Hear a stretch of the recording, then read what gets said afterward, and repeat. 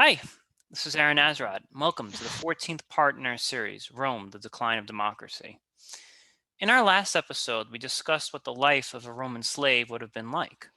Today, we will be focusing on the life of an average citizen from the formation of the Republic to the fall of the Republic, ending with Julius Caesar. Thanks for having me back, Aaron.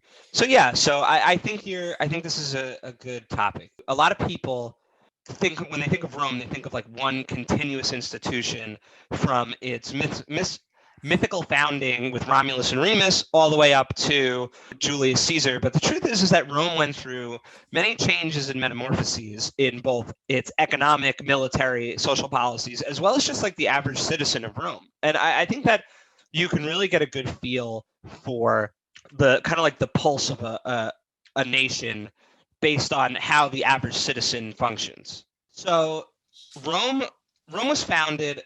Okay, so we're not exactly sure exactly when it was founded. Any true records have been lost to history for various reasons. Traditionally, historians view the founding of Rome in the like mid 700 BC, so like 750-ish would be a good guess. The myth says that Rome was founded by a pair of brothers who were abandoned at birth and were wet nursed by a wolf, Romulus and Remus, and then they set up their new country, not country, new town, state, whatever you want to call it, on the Palatine and Aventine Hill, respectively, and obviously with Romulus setting up on the Palatine Hill and Remus setting up on the Aventine Hill. And then there's like some disagreements on to exactly what happened, but there was a disagreement. Romulus killed Remus and the city became called Rome. Had things gone differently, maybe we would be talking about Reman history instead, but such is life. I want to ask the wolf some questions. It seems like that was one magical wolf that it gave birth to an empire that would last thousands of years. That's some awesome parenting right there. There's some speculation that the wolf, where that myth comes from, is she-wolf is like a slang term in that era for like prostitute, and so some people possibly believe that myth comes from they were like born from like a prostitute. Centuries, millennium, literally, of mistranslations have changed it from a slang term for prostitute to a literal female wolf. Got it. Doesn't really matter. I guess in that instance, being raised by wolves isn't such a bad thing. You go on to found an empire. Yeah, like one of the largest contiguous land empires of all time. Pretty good. I don't know too many wolves that could probably claim that. So yeah. That's awesome. Yeah. Okay. So Rome is like originally founded, not the most savory of characters. It's founded by kind of like criminals, thieves, murderers, rapists. It's like basically Romulus throws open the door and says, anyone can come and settle in my city. All outcasts welcome. Rome certainly came from ignoble beginnings. And this is, I think, pretty interesting because this is, true or not, this is the story that Rome told its citizens. And this, especially for this time period, is very interesting.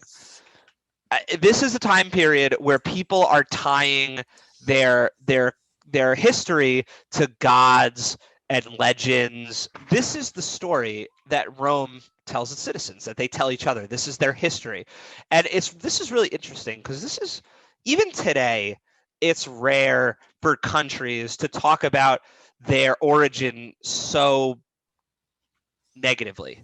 Even Australia, probably, when it talks about the origins of Australia, it probably tries to downplay the British penal colony thing as much as possible. But here's Rome out in the open talking. They're like, yeah, we were founded by murderers and thieves. Our founder was literally nursed by a wolf, right? Like we today might think this is cool, but back then this would have literally been like an insult. They are not ashamed of their like humble origin. These early on, these Roman citizens. So Romulus, and I hesitate to say he does this because the truth is that it's not just him. It's probably he is probably like a collection of people like roped into one. Which is just like a nice narrative for storytelling, right? Like if Yeah, you could have absolutely. like a mythical figure that just started it all, that's a lot easier than talking about like the third subcommittee that decided to do this and that. Yeah, and just also in general, like things get lost to history, and then it's like you lose the stuff that mentions the less important people. The person at the top will always get mentioned, no matter what.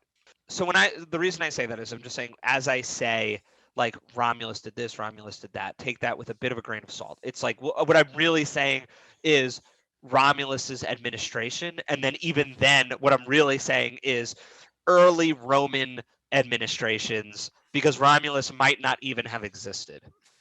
He's just a convenient creation myth, right? So Romulus creates he's gonna like be the king, right? He's gonna be the king of Rome. But even from the very beginning, Rome was not going to have just a king.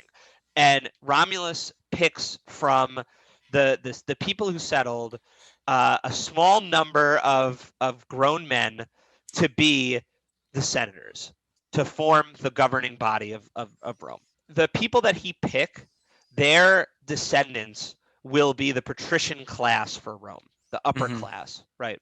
And especially early on, that pedigree is going to be really, really important. Later on in the late empire, it won't matter as much because people will be able to get rich without being a patrician. But especially early on, like that won't be the case. Patrician will be rich and non-patricians will not be. But there's not a lot of them. There's not like a huge amount. And for the most part, the citizens of Rome are like these like noble farmers. They work their small plots of land. Rome has these like characteristics that they value in their citizens. There's Latin names for them, but I'll just say them in English. You have like piety, servitude, simplicity, integrity, dignity, virtue, right? Like these are the things that Rome cares about, and that in theory all Roman citizens seek to exemplify. What exactly, like if you were a farmer and you had to demonstrate your piety, like how exactly would you do that? Like what who was really ranking you there on your whoa? Did you see Brett? He's farming. He's a very pious farmer over there. Yeah. Well, it's not. No one's ranking you. You're not getting like a card that you put in your Mm. window that says like grade A piety. It's piety in this case. So in English, piety translates to like religiousness, Mhm. but in this case, what it really means is like duty, loyalty, devotion. It's called pietas in Latin, right? And a pietas farmer would go out and till the fields to grow food for the community, even if it was really bad out, even if he didn't need to, even if it was dangerous, he would do his duty to the city of Rome. Yes. Now, I'm actually, wow, that is really quite amazing and something that actually really strikes me because this seems like one of the only times where we actually have a meritocracy that is based on some type of virtue. Like you can actually get ahead in this system by your behavior, your actions. It's kind of like when you're at I imagine these farmers who are under the Romulus administration, they're kind of there on the ground floor, right? It's not like they kind of have to earn their way up the ladder because they can't just point to their, oh well, I'm sure that happens later on where they could say, well, my grandfather was this patrician or so forth. But it's like I kind of like systems that are new because you actually have a meritocracy that's based on what it is that you do or the value that you are bringing, not so much who you know. Yeah, yeah, you're correct. So, I mean, there is still some of that because like the patricians are still the ruling class, um, and the farmers. It's still about who you know. It's not entirely just like work hard and get ahead. So we have pietas, we have severitas, gloria, simplicitas, integritas, dignitas, virtuos. Those are them. Those are they. So for being simple, you can actually get points if you just have like a simple life, or Yeah. I mean, even I mean, you're laughing, but like for sure in American culture, we prefer, like, if we're looking at, like, we'll call them model citizens. Model citizens are quiet and reserved, and they do live simple lives. We look in our country, we look down on people who are like too extravagant. Well, I think you see that's a great question about like American culture, because I think I think it's like a magical blending of the thing. Like we like That's because I think that if you're just simple, like if let's just say, for example, I took a job up as being a carpenter, but I didn't have like magical, complicated stuff going on under the hood, then I'm just a regular carpenter and no one's paying me any respect. So I think it's this blending of like, they are paying you respect, though. You'll be looked upon favorably in your community. They'll be like, "Oh, Aaron, he's a good carpenter. He never hurt anyone, never got in anyone's way." in Rome, but here, No, here too, I think. I mean, I guess that's an opinion, so I certainly would. yeah, I would no, look I on mean, I favorably think for that. amongst us, like there's definitely like we definitely have respect for people who keep their mouth shut, do their job, I come mean, rely.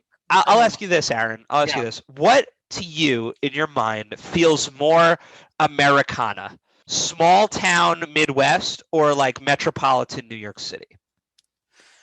You know, it's a good question, and I know that the default answer would be like the Midwest or whatever, Yeah, it is. but when And you there, actually go to the Rust Belt and you see how many of these people have actually been just utterly left behind, and no one really pays heed to them, this isn't a question about who's better off or who's being favored. It's a question of, like, in the American zeitgeist, which one does America view as like their actual roots, and which one do they view as like a side effect of the American dream, right? And I agree with you that when I think of, like, I mean, I don't even have to say it. You know, because of political campaigns and politicians, that when people say real America, they are not talking about New York. They're not talking about Los Angeles. They're talking about small towns with a general store run by a guy who's owned it for 80 years, and he goes fishing in his favorite lake spot once a month with his dog and his kid. Simplicity is still looked upon favorably. And even though there are people in America who gravitate towards the more extravagant lifestyle, the culture, not the counterculture, but like the cultural center is still simplicity good, complexity bad. I hear what you're saying, but I can't help but feel that it's like a false homage to these people. Like I feel like we pay a lot of lip service to that kind of lifestyle, but then secretly all the young people are secretly trying to get the hell out of these places and move to coastal cities so that they can get an Yeah. education and get a job. So I think that the difference between the United States is that we provide false lip service as to like glorifying this lifestyle, but we really don't. Whereas maybe in Rome, if you actually did keep your mouth shut and you actually were like a noble farmer that was there plowing when the rain was going intensely, you could actually move up the ranks. Whereas here in the US, I think we'll pay you a lot of false lip service, but unless you get the hell out of that place and move to a coastal city and start drinking Starbucks and moving up the corporate hierarchy or whatever it is, then we start looking at you and paying you respect. Like if Warren Buffett, for example, like, you know, there's these stories that he goes to McDonald's drive-throughs and gets coffee. But if he wasn't like a cool, intricate billionaire, then no one would give a crap that he's eating Egg McMuffins from McDonald's. So I think we falsely or like disingenuously pay homage to that lifestyle, but we actually don't really value it. Well, that's the thing, is that it probably was the same in Rome, in like almost identical to the way that we do it, where it's like you have the rich are like basically saying, like, oh, you know, it's good to be simple, it's good to not want a lot of things, but it's really kind of just like a bit of a form of control to kind of like get people to be happy with their station in life, so they'll leave you, you know, alone. It's probably similar.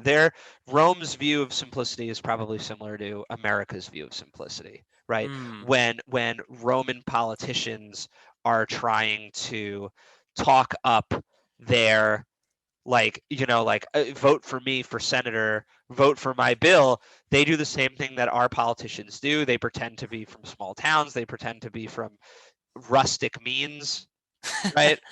And so they favor simplicity the same way that we do, which is on paper, lip service. You never want to be the guy that seems to be too extravagant. Whether or not everyone is secretly dying to be a millionaire is one thing, but on the surface, everyone needs to pretend that they wake up every day and work real hard and struggle. Okay. But I think this is important. I think this is actually a very important conversation because I'm wondering if like the things that go on today are just a result of the modern world or if they're the oldest tricks in the book.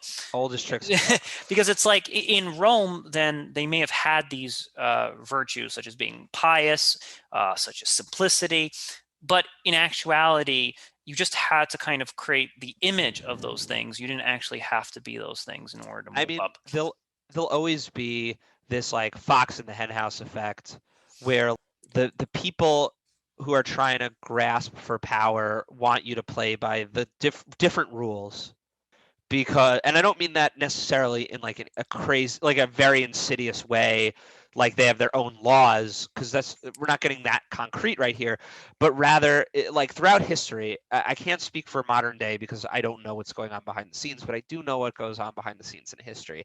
And throughout history, there's always nations survive when the citizens believe that these are like the ways to be a productive member of society. It doesn't mean that everyone is going to follow these rules. And in fact, the ones that don't follow these rules are generally going to be the ones at the top. I guess like maybe the people on the top are not following these things, but I think it's overall a positive thing if the everyday citizen is following it. So you go to your local butcher, you go to your local farmer, and you're like, all right, at least my next door neighbor is honest. The politician running the show here is not honest, but I can count on my next door neighbor to be honest. I think that America, the United States, is still like this, because I'm thinking more about what you said, and the more I think about it, it's like, could you imagine if a politician was like came out and was like, talking about, let's say, like school lunches, and they were like, oh, my maid always made the tastiest and most nutritious lunches, and then they were like, well, do you know how to cook? And the politician like scoffed and was like, I would never cook. That's so far beneath my station. Like that would be it, right? It's so ludicrous to even say. Of course they would never say that. They have to be like, oh, when I was younger, before I cut my teeth, I lived on my own, and I learned to cook, and I did everything by hand. I built it. This idea of like hardworking simplicity is baked into our culture.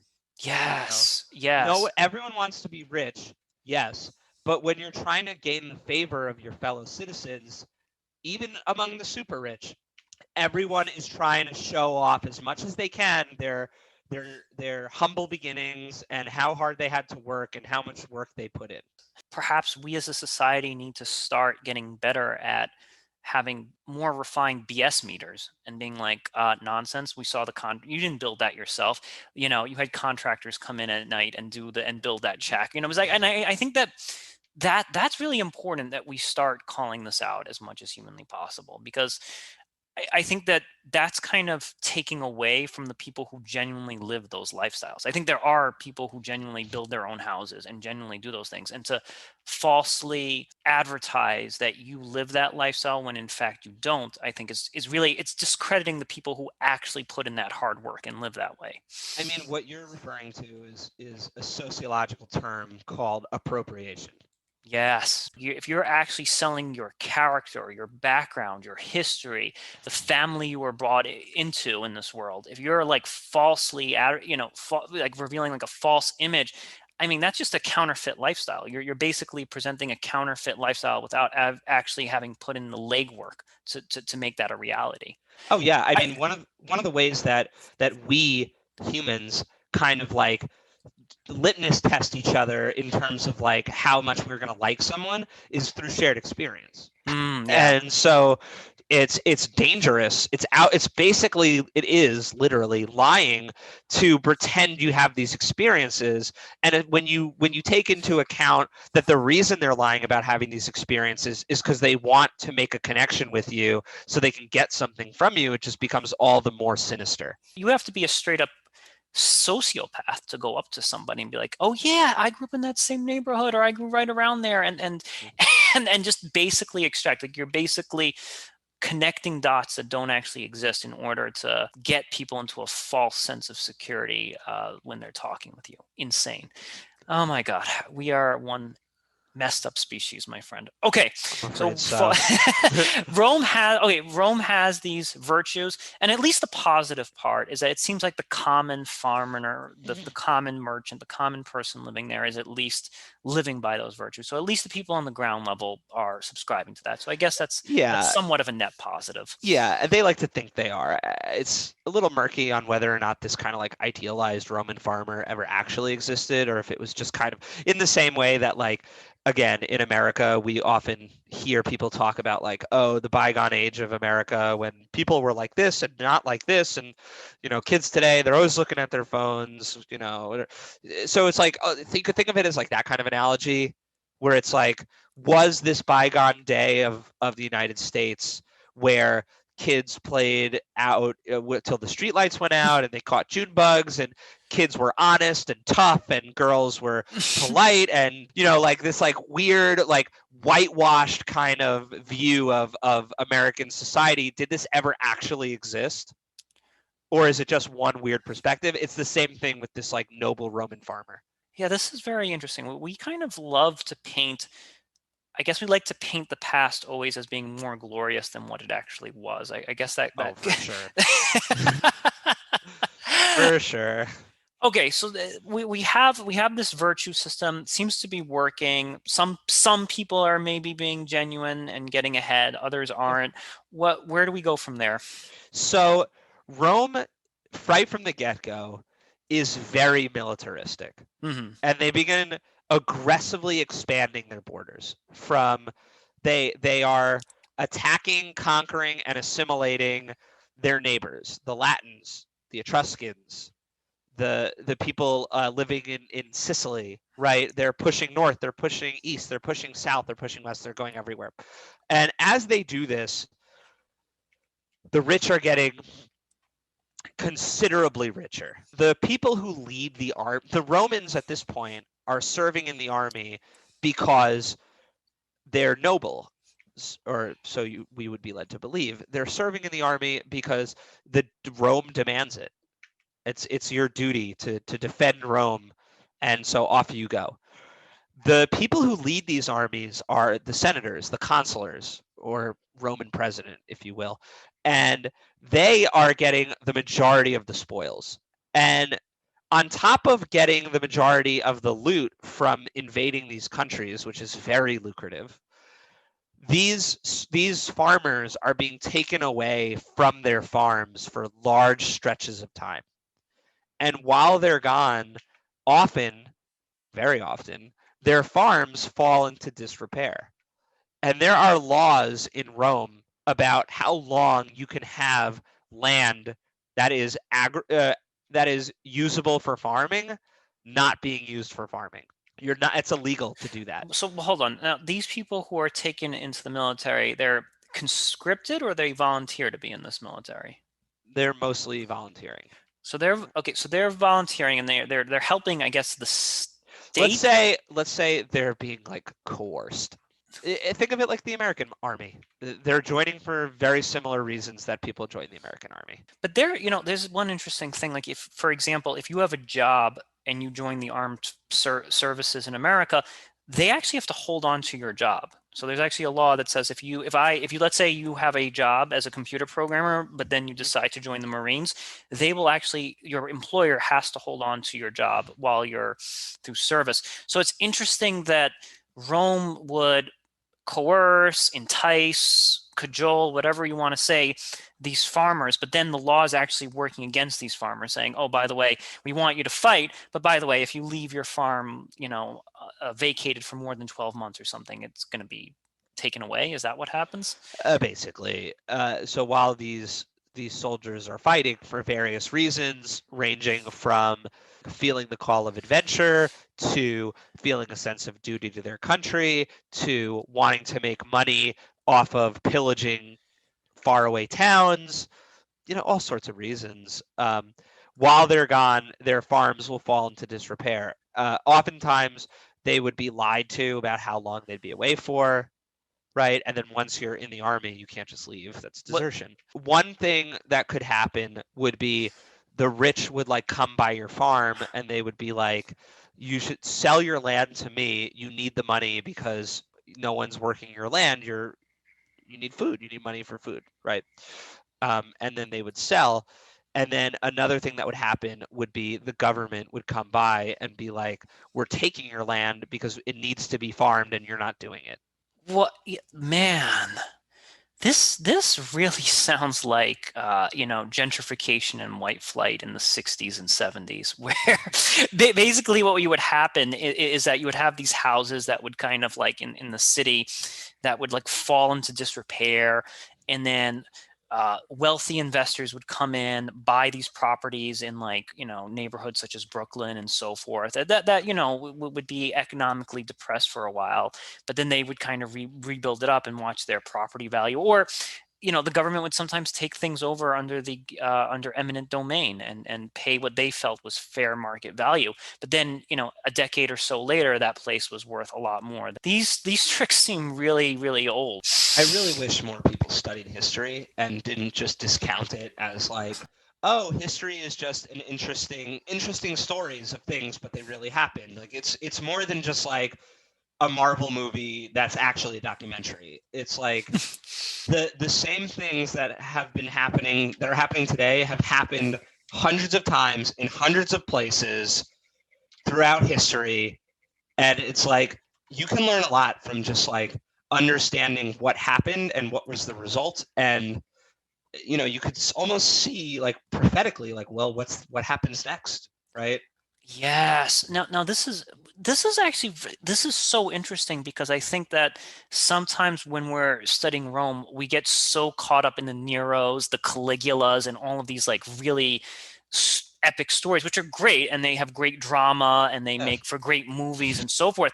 But you actually learn about like how society is essentially the same, or the tricks that the elite have been pulling by actually studying the common person. I think when you actually study the common person of any given civilization, that's where you actually begin to develop the tools to understand your life as it is now, because it's been like that for so long. Yeah. And we'll see as we go on a little bit here that as these farms get bought up, what's going to happen is these soldiers have no form of income anymore. They have no land. Their identity as a noble citizen farmer has been obliterated. It's no longer a thing. And so what they're going to be forced to do is they're going to have to share crop. They're going to have to become tenant farmers, which is where you you farm the land and then you give the actual landowner like a portion or percentage of your crop. But like this is not good, like losing like 20, 30, 40% of your income to what essentially is rent, it's for nothing. And now you have these rich landowners who are just passively generating income off of your work. I mean, I hate to sound too communisty here, but it's like they're parasites. No, it's actually funny that I was actually about to use this. Sounds like a Marxist, a Marxist like paradigm here, and it also reminds me. It's like this is basically Roman style feudalism. You don't none of like all of these. We'll use the word sharecroppers, but we could probably also superimpose the word serf into that as well, where the goal always is to deprive the average person of their property, right? Because Mhm. property, land property is a finite resource. So I guess these early Romans come up with this idea of like, adventure, come with us, that your land is useless. And, these poor folks, fight in some war for 3 or 4 years. 4 or And 5 typically, but yeah. 5 years to the point, and then it's basically an elaborate ruse to kind of take away their property away from them, to just It's not, well, yeah, I mean, but that's the thing, is that it's not even a ruse. I mean, it's like there are threats to Rome. Someone needs to fight them. yeah. And it's more like, I would say it's less of a ruse and more like they're just really badly being taken advantage of. What's going to happen more and more, though, is, so one thing to note at this point in time is that the enlisting in the Roman military is like a great honor, right? People want to serve in the military.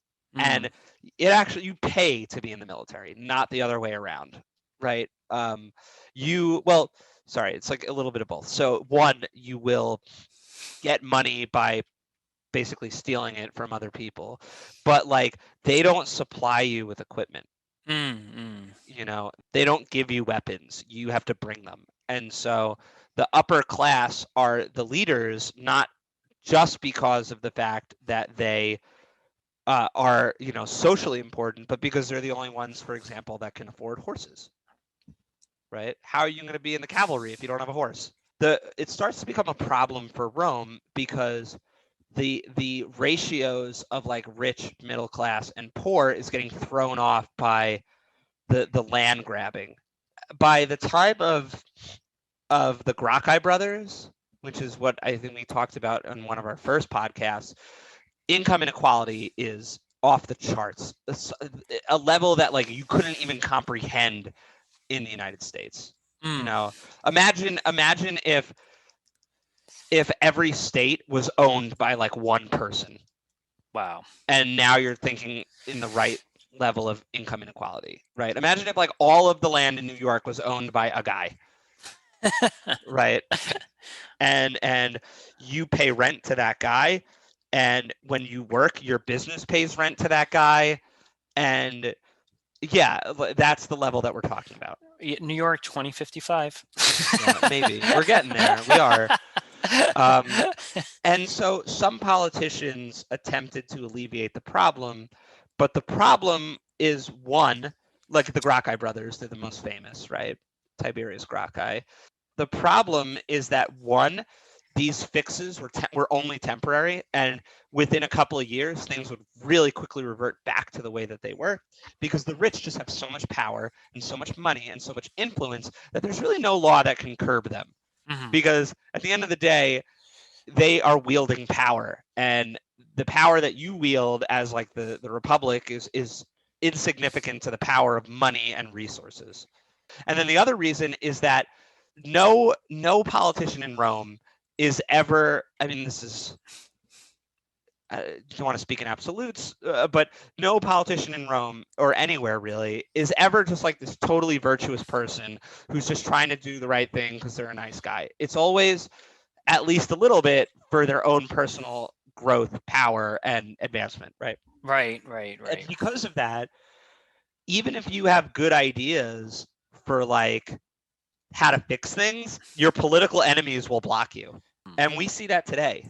We see that today where people have ideas that are maybe good ideas, but like you won't accept it because it's coming from someone that you don't like. And you know, whether, I guess I don't want to say, you know, you think might be true, might not be true, that that person is using this as either a trick to enrich themselves, or that they do plan on doing a good thing, but it's only a stepping stone to make them more powerful so they could do bad things later on. Anyone who's not a sociopath would say free college for anyone who wants it is good.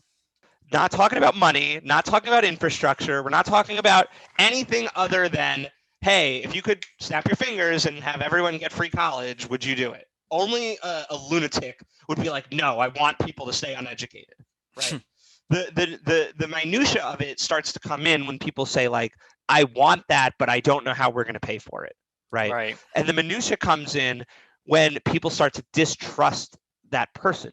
Right. And so in this way, these kind of like cult of personality people, their like red versus blue mentality gets wrapped up in policy. And so good ideas can be left on the cutting room floor because the person who proposed it has too big of an adversarial group who said, I can't let this through no matter what because, well, frankly, I just don't like you. Yes. Right. Yeah. I think, I mean, I think there's a few signs that I always look for. Like I don't know how many people are like this, but I think that I love great ideas. I like nuanced ideas. We love ideas that are novel. That's why so many people are supporting Andrew Yang now for mayor of New York, because he has the novel idea of UBI, even though it goes back to Thomas Paine. But I think that the idea, though, is you can love a novel idea, but I think it's also okay to go under the hood and ask more questions and be like, okay, well, how exactly are we paying for that? What's your plan for this? Who does this redistribution go to specifically? How do we prevent people from double dipping? How do Yep. I don't think that it depends how you ask these questions. So you could pose these questions as in like, well, I think you're just lying, and like, here's why your thing is not going to work. Or you could actually ask those questions from from a point of sincerity of like, hey, I think this is a great idea. I really do have some questions that I need answering. And I think that's a subtle art that's kind of lost in politics today. Whereas we're asking these questions to intentionally derail good ideas or novel ideas. We're not actually asking those questions because we're really curious about if this thing is viable or feasible. And we automatically ascribe the worst possible intentions to Bernie Sanders or Andrew Yang and say, no, you're just trying to give poor people false hope or something like that. We don't actually ask the genuine questions to advance the issue. Yeah. So if this was Roman times, the universal basic income, like hypothetically, could go in two directions. Well, multiple directions, but two negative directions it could go in. Could be one, something like everyone gets universal basic income and it's working for like a year, but then what ends up happening is landowners find a loophole where they're able to claim everyone who lives on their property as dependents and can collect their universal basic income. And then basically anyone who lives in an apartment building would suddenly not get UBI anymore. It would all go to the landlord instead. And now all of a sudden, instead of paying rent, you're paying your entire income as rent, right? And then you try to get it changed, but then like it gets bogged down in Congress and the Senate, and you have people saying like, oh, you're trying to make it so single mothers and proud fathers who are just trying to take care of their kids can't get income, and you want to give it to other people instead. How dare you try to change this law? Right. And you galvanize people for the wrong reasons. And then another way it could go, again in Rome, would be this gets passed, people love Andrew Yang for it, and then he uses this to basically like bully some of his political opponents out of office and kind of take their spot at the top, and then maybe form an army and take over New York. Right. Probably won't happen. I'm not so worried about that. I think he's a genuinely decent guy. I don't think he is. He doesn't strike me as like a military genius. I think we'll be okay. Yeah. So okay, but you can always, your adversary always can create that fear, whether it's true or untrue, that you would potentially do something like that. Or like one like talking point I hear from conservatives a lot is like, oh, well, they're trying to make you dependent on them, right? So that's like, I think the equivalent of that is like they want you to be dependent. If you don't vote for them, your entitlements will be taken away and so forth. So that's kind of like something that's like a good, like healthcare or universal basic income, is basically sold as, well, that's just chains of dependency, so that you're dependent to the state or something like that. And again, it's taking something that we all agree to be good, but then you're framing it as like, oh, this is going to be the way they enslave you. Yeah, there's definitely this idea, especially among Republicans, of rugged individualism. If you can't survive on your own, anything that's taking away from that is bad in the long run, right? It's like you're being tricked, essentially, like you said. Yeah, so if I get that important surgery that I really need, I'm actually enslaving myself. Yeah, absolutely. Whatever doesn't kill you makes you stronger, right? Yes. Everything's a life lesson. It's like It's better to die a free man than to dare have my prescription drugs taken care of Yeah. for me. No, I mean that's legitimately how they see it. So I think that maybe the left's version of that would be any form of free enterprise is, it has like a malicious intent. It's just there to exploit you. It's just there. Like for example, I think there's a way of framing that there's no such thing as a benevolent inventor or somebody who actually wants to start a private enterprise because they want to advance humanity. It's always for nefarious purposes. It's always, I want to dominate the world. I want to exploit and drain the value out of all of my workers.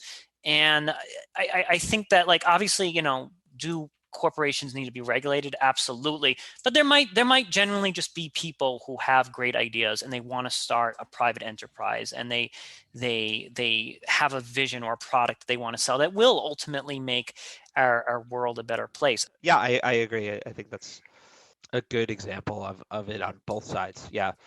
So income inequality is starting to become a problem for Rome, because Rome, one of the rules about who can serve in the army is you have to be a citizen, and to be a citizen you have to own land, right? And more Romans are not landowners anymore. Wow. So this all comes to a boiling point in the early 100s BC, when a general consul named Marius institutes what are known as the Marian reforms. And he does a bunch of things to enable Rome's military to stay in fighting shape, with a side effect of making the military highly loyal to its commanding general and not loyal to the government. So one thing that he does is he abolishes the land requirement. Anyone can serve in the military now. You don't need to be a landowner, right? Which seems fair. Also, from now on, the Roman soldiers used to have their bags carried for them, and like richer soldiers would have more people carrying their more luxurious stuff. With Marius, that ends. It's everyone carries their own stuff. They're now Marius also kind of says, in not so many words, like, no more citizen farmers like beating their plowshares into swords and becoming soldiers. We now are going to have a professional military. Okay. Right. And so what that means is that you now have a military that is equipped by their general. You have a military that is paid by their general. It is not a duty, it is now a job. Technically, the equipment is given by the state, but it's really given by like the general. Basically, and I think we talked about this on a previous podcast, that not all generals were created equally. So some generals would pay their soldiers a lot more. Some would come with better perks, like, I'll let you keep a higher percentage of your plunder and so forth. So that's where that loyalty is now kind of shifting from the state to the generals, because these generals have such varying and different kind of benefits packages for their soldiers. Yeah. So Marius, it's difficult to say. It's difficult to editorialize like this, but it's unlikely that Marius instituted these changes because he had some insidious plot to destroy the Republic. He just needed more manpower for his war in Africa, and this was the way to get it. Let poor people be in the military. Mm-hmm. Right. These poor people don't have formal training like the middle and upper class do, so they require a stricter regimen. And so you need those reforms as well. He wasn't planning on destroying his country. It was more like, we need more people. These people are going to need to be trained. We don't have the resources to have a bunch of people carrying everyone's bags with this larger military, so everyone's going to have to carry their own stuff. And you have this, it's funny, they called his soldiers, they called them Marius's mules. Because and people made fun of them. But they ended up being like one of the most effective Roman militaries of all time because of how physically fit they were, because of all the shit they had to carry. Right? It's a huge deal. Like, he was a war hero because of how effective, partially because of how effective his soldiers were. This is kind of where like the Roman the myth of like Roman supremacy, where they just could never be defeated, and they're so like one Roman soldier is worth like 1,000 barbarians. Like, this is kind of where it starts. Yeah, that's carrying stuff can help you. I mean, I'm always shocked. I think like the physical requirements are for like a U.S. Marine to have to carry like a 100-pound book bag at all times. And I just, sometimes when I was like going to college with my like 15-pound book bag, I was like, my shoulder or whatever. But I can only imagine these guys carrying like, sometimes like up to their body weight at all times Oh with them, yeah. like for countless hours at a time. And the no land requirement, that was supposed to be temporary. But the Mhm. problem is that it was so effective and that he did so well with it that it became difficult for Rome to go back to the old way. Like, how are you going to tell a general, like, no, you need to do this with less people who are more poorly trained? Like, it makes no sense, Right, right? yeah. So of course they kept it the way that it was. And this like influx of people who treat the military as a job and not as a duty kind of starts to spell doom for the empire, for the republic, because now you have people who are not there for fun, they're not there for glory, they're there to work, and they'll do what their boss says because they don't want to get fired. I guess the ideals, I guess the virtues start to fade away when it just becomes more like, oh, this is what I do for a paycheck. Yeah, the Jugurthan War, which is the war where all of this kind of happened in North Africa, is a turning point in Rome for its military, one that it will never come back from. And Marius, we are one generation away from Julius Caesar, right? Right, right. Who will take all of these reforms one step further and and use these reforms to kind of topple the republic, because now we went from the mid 700s BC, where we had soldiers who were fellow citizens, farmers, noble, who fought for a cause and fought to protect home and hearth, to approximately 600 to 700 years later, and now you have Julius Caesar's soldiers who are well trained, well disciplined by him specifically, paid by him specifically, and they don't have farms to go home to. This is their job, this is their life, Okay. right? I think this is actually a fantastic place to pause because we've already spoken about like the various ways that Julius Caesar enticed people and all the stuff that he Oh yeah, did. yeah. Okay, I'm thinking in my head, I want to look at some big trends here as to what like maybe made like living in the Romulus administration so fantastic or so great, and Administration. and what kind of maybe made the rise of Julius Caesar, while from a dramatic standpoint really awesome, great storytelling there, but maybe not so much fun for the average just citizen there on the floor. And I see a few things. I think one, something to point to is that when average citizens have property, I think that's really important to create buy-in. And I have this theory that, and I've been really thinking a lot of my thought process is thinking about what creates buy-in. And I have this theory or this idea that when people have something to lose, they tend to value it that much more. And I'll explain. If you own your own home, Brett, okay, Mhm. let's just say even if it's with a 30-year mortgage or whatever, you own your own home, you tend to take a lot better care of it than if you're just renting a room from some guy. I feel like you take that, the way that you open up a cabinet, the way that you take care of the floor, like, whoa, that's marble, be careful. Whereas when you're just renting out a room, you're like, all right, I might be here for 3 or 4 years and then I'm going to get the hell out of here. I don't really care about having another paint job or something. And I think the same can actually be said about Rome, is that even if you just own a small acre of farmland, if you have something to lose or you have something that you're proud of, it kind of creates a better buy-in. I think you value your community, you value what it is that you have because you have something that can be taken away from you, something that you cherish. And I overall think that perhaps leads to a better sense of virtue because like you care, if you're a homeowner, you care about what's going on in your community because you're worried that, oh my God, my property value is going to drop. So for example, Yeah. if you're buying a home and people are just leaving trash all over the place, you're like, hey, this is a huge problem. And you think it's a huge problem, not just because you're a virtuous recycling dude, although maybe you are, but you're also partly concerned like, hey, this is where my house is at. This is where my children are going to live. And I have a stake in this community. And I think that when people stop having a stake in what it is that they're a part of, virtue begins to decline. How does that theory sound to you, Brett?